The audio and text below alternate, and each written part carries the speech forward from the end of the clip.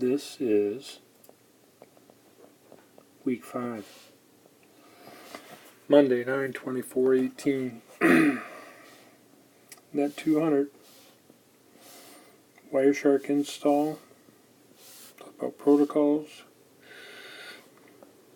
Being able to go to the network side. OSI model. Got talking about layers, TCP, IP, and the connection between.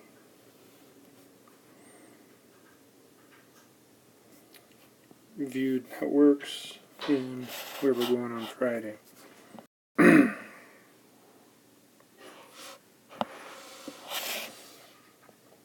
Rules that govern communications protocols.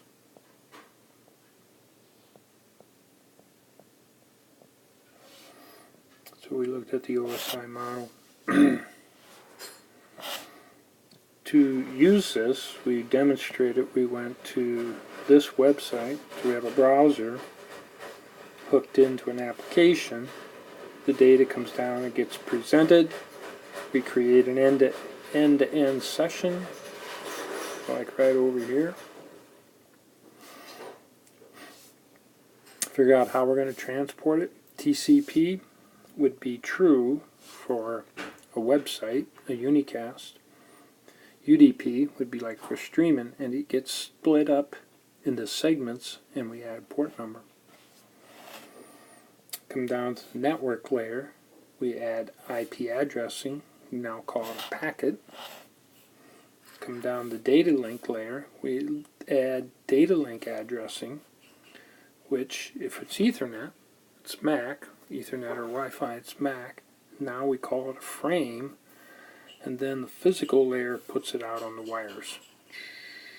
Gets sent over here, and then it comes up. Physical layer converts it to data link layer, and so forth. So now it'll work its way all the way back up to the web server, and then that will send the information back. That makes sense? And then it'll come all the way back up to our browser. I guess this would right there. Okay. Now, if we're referring to this, we want to refer to TCP IP model. These 3 layers are called the application layer. Transport layer is the same. The internet layer, which path is the same as the network layer here. And then these 2 layers, data link and physical, are called network access. So if you think about that, network access, these layers really are how we access the network. Here we have the path, how we're going to transport the data, and tie it into our application. Have you heard that before? So let's take a look at it here then. Bird's eye view. Got a browser. The data comes down. We set up this session. That's all you need to know about that right now. TCP,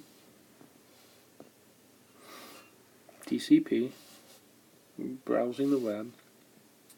So we create a segment, get a port number, add IPs, now we have a packet. We add MAC address, now we have a frame, put it out on the wire, and on the other end, it gets de-encapsulated until the data hits the web server. And then let's just come back to the web server then. Does the same thing. Application layer presents the data, creates the session, which is already created between those 2. Decides how it's going to transport it. Now it switched the IP addresses around. Down.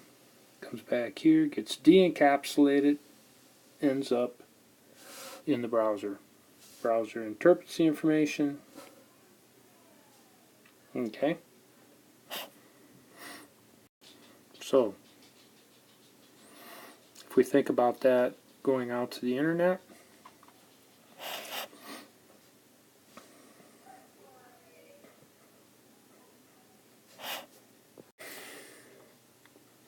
So then, if we look at it here in this diagram,